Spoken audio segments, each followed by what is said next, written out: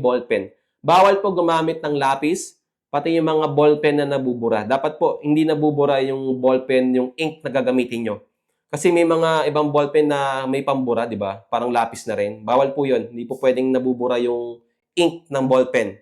Dapat indelible ink. Hindi nabubura yung ink.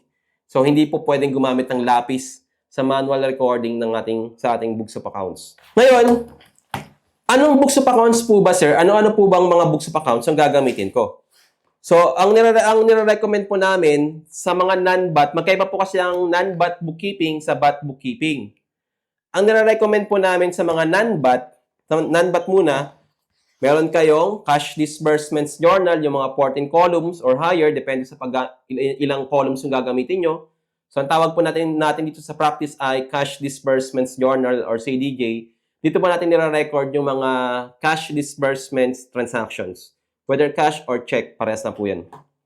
Meron din tayong 5 columns or 3 columns na books of accounts. Ang tawag po namin dito sa practice ay Cash Receipts Journal or CRJ.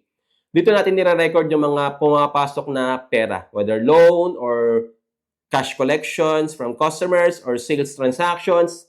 Basta may kinalaman sa cash na pumasok yung pera, dito natin siya nire-record sa CRJ. Next, we have the journal. Ang tawag dito journal or basta ang tawag namin dito general journal. Meron siyang dalawang columns. General journal siya. Yan. Meron siyang dalawang columns. Dito natin nire-record yung mga non-cash transactions. Kung naalala nyo kanina, di ba? Ang sabi, all transactions and results of operations ay nire-record sa ating books of accounts. So, meron tayong cash receipts transaction, CRJ, and cash disbursements transaction, or CDJ. May mga transactions tayo na walang kinalaman yung pera. Example, nakabenta ka, pero on account, pautang lang. Walang cash involved. So, saan mo siya i-record? Sa general journal. Depreciation. As time goes by, yung mga cost ng equipment natin, ng building natin, ng machinery natin, bumababa yung value, ang tawag doon ay depreciation. Pero ang depreciation, wala namang cash transactions doon. Saan mo siya i-record? General journal. So, ang paggamit po ng general journal ay para sa mga non-cash transactions affecting the business.